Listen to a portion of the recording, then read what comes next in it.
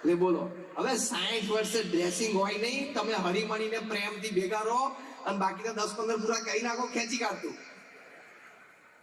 એટલે કેટલું આપણી વિચારધારા ક્ષુલ્લક કહેવાય. આપણું થિંકિંગ તો ડિફરન્ટ સ્ટોરી. મેચ્યોરિટીનો કોઈ લેવલ જ ના કહેવાય. વી હેવન્ટ અન્ડરસ્ટુડ લાઈફ. બીજું કારણ ખબર છે why people above the age of 60 are registering for divorce? Second reason, the speed of fan and temperature of AC in bedroom. એક ને 2 ઉપર પંખો ફાવતો ને એક ને 4 ઉપર. એટલે પ્રેક્ટિસ કરીને 2 જણે 3 ઉપર આવી જવાનું હોય. આપણે 35 વર્ષથી ઘણી પ્રેક્ટિસ કરીને ભેગા આવ્યા છો. અને એસી થોડું ઓછું, કોકને 60 ઉપર 68 ઉપર આવતું, કોકને 78 ઉપર આવતું હોય. હવે નક્કી કર્યું છે આખી જિંદગી ભેગું જ રહેવાનું છે. 2-4 દિવસ 15 દિવસ તો ઠીક છે, આખી જિંદગી ભેગા રહેવું કોમ્પ્રોમાઇઝ. અને ના સહન થતો હોય વધારે તો એક રસ્તે વધારે ઉડવાની, એ ના ફાવતું હોય ખાટલા નીચે જતું રહેવાનું, પણ છૂટાછેડા ના લેવાય. આ તો હું લાઇટર ટોનમાં વાત કરું છું, એને લાઇટર ટોન. પણ એને આવા કારણો માટે ડિવોર્સ લેવાય એટલે રોજના 10,000 ડિવોર્સિસ થાય છે. આની પરથી ખબર પડી ને આપણી મેન્ટાલિટી કેટલી મીન અને ચીપ હોય છે. બીજું, આપણામાં કોઈ મેચ્યોરિટી લેવલ નથી. ત્રીજું, આપણે મેરિટલ સ્ટેટસની ડિગ્નિટી સમજ્યા નથી. ચોથું, આપણે શરમ અને લજ્જા મૂકી દીધી કે ભાઈ કોક આપણને એમ કે આને છૂટાછેડા લીધા. ઘણાએ તો પાછો એમાં ડબલ રેકોર્ડ કર્યો હોય કે આને 2 વખત લીધા. અમને એક જણાને મળે 3 વખત. મેં કહું તારી ઉંમર કેટલી થઈ? તો 38. તો તે લગ્ન નથી કરે? તો કે ના, એ તો 3 વખત થઈ ગયા, 3 વખત છૂટાછેડા થઈ ગયા. મેં કહું હવે જોઉં છું ચોથું કોઈ ગોઠવાય તો લે. મનમાં કીધું આને શરમ આવી જોઈએ કે 3 જગ્યાએ તે જ નક્કી કર્યું છે, કોઈએ તને બાવડું પકડીને ચોરીમાં બેસાડ્યો નથી.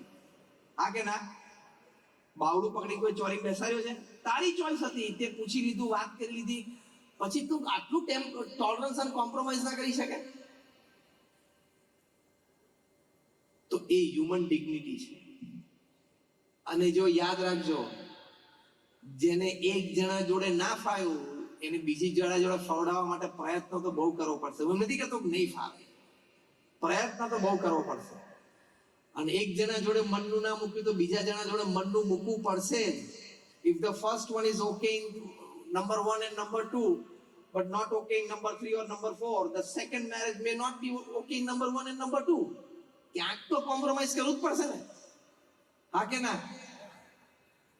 ચલાવી લેવાનું. તમે અત્યારે મોટલ પર કામ કરતા હો, જો સરસ બીજો એક પ્રેક્ટિકલ દ્રષ્ટાંત આપો, અને તમે સાંજે ઘરે આવો અને તમારા વાઈફ કે જો આપણે નવા કર્ટેન્સ કરી નાખ્યા વિન્ડોના, તમને સરપ્રાઈઝ આપે, કેવા લાગે છે? તો જવાબ શું આપવાનો? બોલો બોલો. મસ્ત લાગે છે. પછી બીજું બોલો, શબ્દ બોલો. સરસ. પછી નાઈસ, જોરદાર. બસ તમને બધાને પ્રવચન પડી ગયું. આ જવાબ આપતા આવડ્યું ને એ પ્રવચન પડી ગયું. હવે તારે ક્યાં આખી જિંદગી આ પડદાની સામે જોઈને બેસવાનું છે? જિંદગી કાઢવાની એની સામે? સારા છે ભાઈ, હવે પીળા હોય કે બ્રાઉન હોય, what makes you the difference? Be mature. Fine, good, excellent. અને તમે આ 3 શબ્દ બોલો એટલે જો રોજ રાત્રે ગરમ ગરમ ખીચડી મળે છે કે નહીં, જો લાઈફ ટાઈમ.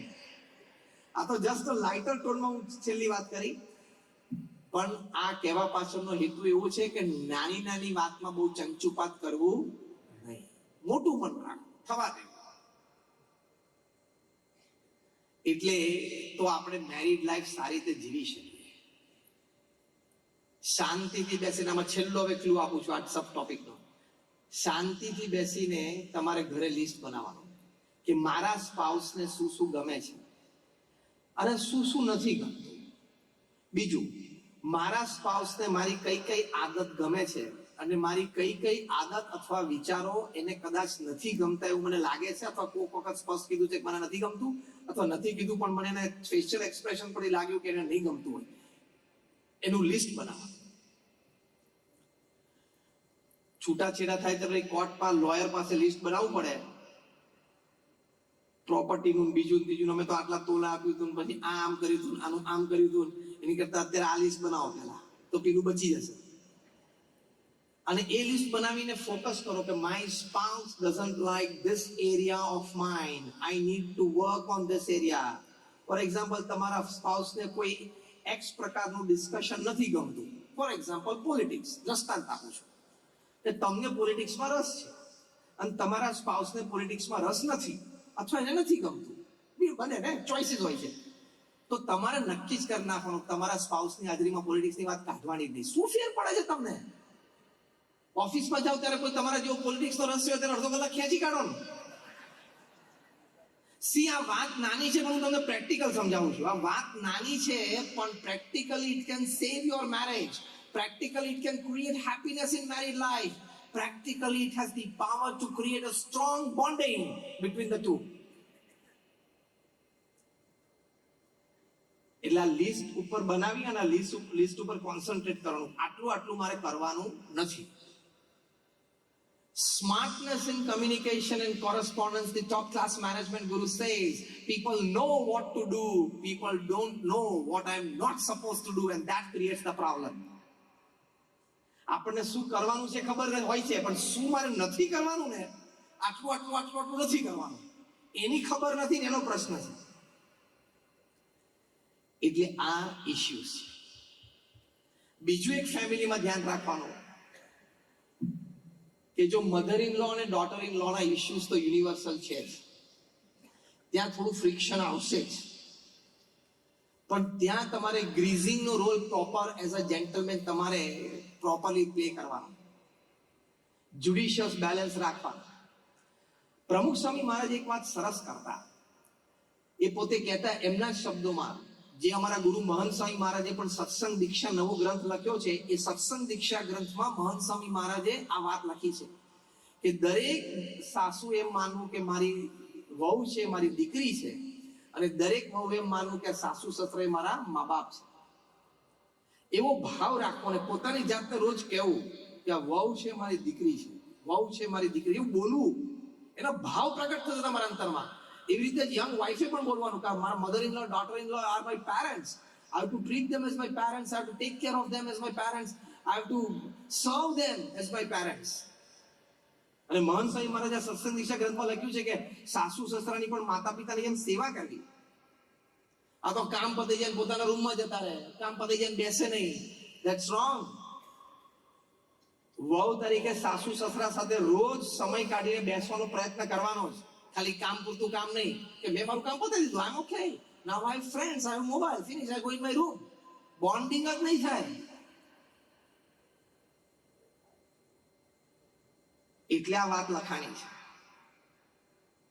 મને ઘણી વખત પ્રશ્ન થતો હતો કે અંગ્રેજો બધા નામ ટૂંકા કરી નાખે છે, તો આ કેમ ટૂંકું નહીં કર્યું હોય? Daddy becomes dad, mummy becomes mom, why mother in law, daughter in law, આટલું લાંબુ નામ કેમ ટૂંકું ના કર્યું? પાછું વચ્ચે સ્પેસ આપી, mother dash in dash law, daughter dash in dash law. બહુ વખત પછી વિચાર કરીને ખબર પડી, this relationship naturally goes towards law. આ તો હસતા વાત કરું છું. સૌથી વધારે સિવિલ સૂટ એના જ ચાલે. પછી બીજો વિચાર આવ્યો, father becomes father in law, mother becomes mother in law, daughter becomes daughter in law, son becomes son in law, brother becomes brother in law, sister becomes sister in law, wife never becomes wife in law. કેમ ખબર છે? she is the law. એને મત થઈ ઘરમાં હવે હું લો છું, ભાઈ આ વડીલો ઘરમાં બેઠા છે, તારો વારો આવશે, હજી 30 વર્ષ તું રાહ જો, હજી 30 વર્ષ રાહ જો, પછી ઘરમાં તારા હાથમાં ચાવી આવશે, ઓથોરિટી આવશે. તારી માં તને પિયર માંથી ચડાવે કે આવી રીતે ચાવી લેવાય, એમાં ચડી ના જઈશ, તારી જિંદગી બગડશે. હવે બગ મૂક્યું એવું લાગે છે કે નહીં ઘરમાં? આ બધાના ઉપાય રૂપું તમને આ ત્રણેય વાત કરી એનો એક સરસ ઉપાય આપું કે આ ક્યારેય તમારા જીવનમાં ન બને એવી એક સરસ દવા છે. બોલો આપું? પ્રમુખ સ્વામી મહારાજ કહેતા કે ઘર સભા નિત્ય કરવી. અત્યારે અમારા ગુરુહરિ મહંત સ્વામી મહારાજ પણ એનો આગ્રહ રાખે છે. ઘર સભા એટલે અઠવાડિયે એક વખત બધા ફેમિલી મેમ્બર્સ ભેગા થવાનું. આજે તમે સમાજના બધા ભેગા થયા છો, તો તમે એક આ નિયમ લઈને અહીંથી જાઓ કે અઠવાડિયે એક વખત ફેમિલી મેમ્બર્સે ભેગા બેસવાનું for a spiritual session. TV show જોવા માટે કે ડિનર માટે ભેગા થતા હોય સારી વાત છે. પણ સ્પિરિચ્યુઅલ સેશન, ઘર સભા, પ્રમુખ સ્વામી મહારાજની આ પૃથ્વી પર સૌથી મોટી ભેટ હોય તો એ ઘર સભા છે. એટલે શું? અડધો કલાક માટે સાથે બેસવાનું, પ્રથમ 5 મિનિટ ભગવાનનું નામ સ્મરણ કરવાનું, બીજી 10 મિનિટ આપણે રામાયણ છે, મહાભારત છે, શ્રીમદ ભગવદ્ ગીતા છે, એવા ગ્રંથ થોડા વાંચવાના, વારાફરતી બધા વાંચે.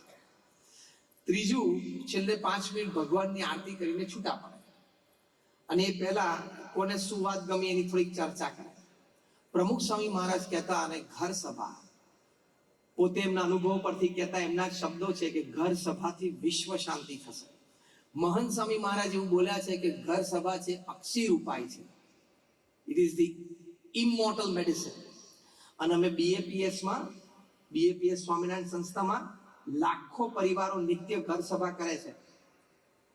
એ પુસ્તક અમે બહાર પાડ્યું છે, એમાં 100-150 પ્રસંગો અમે છાપ્યા છે, રિયલ પ્રસંગો, રિયલ લાઈફ ઇન્સિડન્ટ્સ.